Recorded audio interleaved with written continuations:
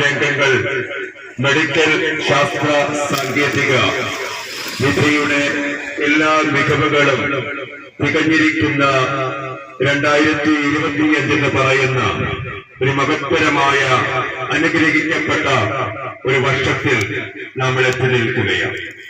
എന്നാൽ ഓരോ കുടുംബത്തിലേക്കും നമ്മൾ കടന്നു ചെല്ലുമ്പോൾ എത്ര ശാസ്ത്രം പുരോഗമിച്ചിട്ടുണ്ടെങ്കിലും എത്ര വൈദ്യശാസ്ത്രപരമായി മുന്നോട്ട് കടന്നു പോകുന്നുണ്ടെങ്കിലും ഒരു ഭവനത്തിലും സമാധാനം ഇല്ല എന്നുള്ളതാണ്. അസമാധാനത്തിന്റെ അന്തരീക്ഷമാണ് അനേക ഭവനങ്ങളിൽ കാണുവാനായിട്ട് കഴിയുന്നത്. മനുഷ്യൻ ഇത്ര പുരോഗമനമായ കാഴ്ചകൾ കൈവരിച്ചിട്ടും ജീവിത പശ്ചാത്തലങ്ങൾ തകർന്നു പോകുകയാണ്. ആത്മഹത്യാ പ്രവണതകൾ വർദ്ധിച്ചു വരികയാണ്. കൊലപാതകങ്ങൾ, അനിശ്ചിത അവസ്ഥകൾ ലോകത്ത് സംജാതമായി കൊണ്ടിരിക്കുകയാണ്. നമുക്കറിയാം, പത്രമാധ്യമങ്ങൾ നമ്മൾ വായിക്കുമ്പോൾ നമുക്ക് സമാധാനം തരുന്ന ഒരു വാർത്തയും നമുക്ക് കേൾക്കുവാൻ കഴിയുന്നതല്ല. ആത്മഹത്യയുടെയും കൊലപാതകങ്ങളുടെയും മനുഷ്യൻ മൃഗത്തെക്കാൾ അധപ്പതിക്കുന്ന കാഴ്ചകളും വാർത്തകളുമാണ് നമുക്ക് കേൾക്കുവാനായിട്ട് കഴിയുന്നത്. മനുഷ്യൻ എത്ര ക്രൂരനായി മാറിക്കൊണ്ടിരിക്കുകയാണ്. തിരുവചനം പറയുന്നു, മനുഷ്യൻ ബുദ്ധിഹീനനായാൽ അവൻ നശിച്ചു പോകുന്ന മൃഗത്തെ തുല്യൻ എന്നാണ് തിരുവചനം പറയുന്നത്. അപ്പോൾ ദൈവം മനുഷ്യന് ബുദ്ധി നൽകിയിട്ടുണ്ട്. എന്നാൽ അവൻ ബുദ്ധിഹീനനായി തീർന്നാൽ നശിച്ചു പോകുന്ന മൃഗത്തെക്കാൾ തുല്യനായി തീരുകയാണ്.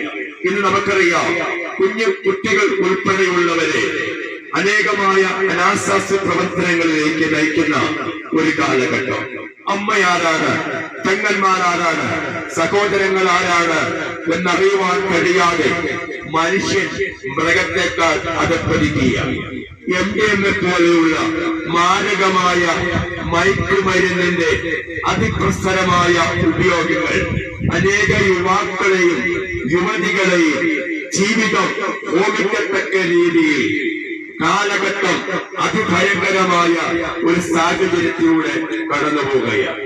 എന്നാൽ ഈ പകൽക്കാലം ഞങ്ങൾ ഈ ദേശത്തോട് അറിയിച്ചുകൊണ്ടിരിക്കുന്ന ഈ സന്ദേശം ഒരുപക്ഷെ നിങ്ങൾ ചിന്തിക്കുക, സുവിശേഷം എന്ന് പറയുന്നത് ഒരു മതപ്രസംഗമാണ്, അല്ലെങ്കിൽ ഏതെങ്കിലും സംഘടനയുടെയോ ഏതെങ്കിലും വ്യക്തികളുടെയോ പ്രസംഗമാണ് സുവിശേഷം എന്ന് ചിന്തിക്കുവാനായിട്ട് ഇടയുണ്ട്. എന്നാൽ പ്രിയപ്പെട്ടവരെ, സുവിശേഷം ഒരു മതപ്രസംഗമല്ല, സുവിശേഷം ഒരു രാഷ്ട്രീയ പ്രസംഗമല്ല, സുവിശേഷം ഒരു കെട്ടുകഥയുമല്ല. വിശുദ്ധ വേദപുസ്തകത്തിൽ ഇപ്രകാരം പറയുന്നു, ദാവീദിന്റെ സന്തതിയായി ജനിച്ച് അടക്കപ്പെട്ട് ഉയർത്തെഴുന്നേറ്റിരിക്കുന്ന യേശു ക്രിസ്തുവിനെ ഓർത്തുകൊള്ളുക, അതാകുന്നു എന്റെ സുവിശേഷമെന്ന് ബൈബിൾ പറയും. അപ്പോൾ നമ്മൾ ചിന്തിക്കാം, യേശു ക്രിസ്ത്യാനികളുടെ ദൈവമല്ലേ? പ്രിയപ്പെട്ടവരെ, ബൈബിൾ 66 പുസ്തകങ്ങളുണ്ട്. 66 പുസ്തകങ്ങൾ അടങ്ങുന്ന ബൈബിളിൽ യേശു ക്രിസ്തുവിനെ കുറിച്ച് പ്രതിപാദിക്കുകയാണ്. ഈ 66 പുസ്തകങ്ങളിലും കർത്താവായിരിക്കുന്ന യേശു ക്രിസ്തു എന്ന വീണ്ടെടുപ്പുകാരനെ കുറിച്ച് പറയുന്നു. എന്നാൽ ആ വേദപുസ്തകത്തിൽ ഒരു മതത്തെ കുറിച്ച് പ്രസ്താവിക്കുന്നില്ല. യേശുവിനെ കുറിച്ച് ബൈബിൾ ഇങ്ങനെ പറയുന്നു, ഇതാ ലോകത്തിന്റെ പാപത്തെ ചുമക്കുന്ന ദൈവത്തിന്റെ കുഞ്ഞാട്. പ്രിയപ്പെട്ടവരെ, അപ്പോൾ യേശു ഒരു മതത്തിന്റെ ദൈവമെന്നോ യേശു ഏതെങ്കിലും ഒരു പ്രത്യേക വിഭാഗത്തിന്റെ ദൈവമെന്നോ ആ ബൈബിൾ പഠിപ്പിക്കുന്നില്ല. പിന്നെയോ സർവ്വലോകരുടെയും പാപങ്ങളുടെ പരിഹാരത്തിനായി ദൈവമായിരുന്നവൻ, ദൈവരൂപത്തിലിരുന്നവൻ, ആ സമത്വങ്ങളെ മുറുകെ പിടിക്കാതെ ഈ താഴ്ന്ന ലോകത്തിലേക്ക് ദാസ്യരൂപമെടുത്ത് കടന്നു വന്നവനാണ് കർത്താവായിരിക്കുന്ന യേശു ക്രിസ്തു. അപ്പോൾ യേശുവിൽ വന്നാൽ ഒരുവന്റെ പാപങ്ങൾ ക്ഷമിക്കപ്പെടും.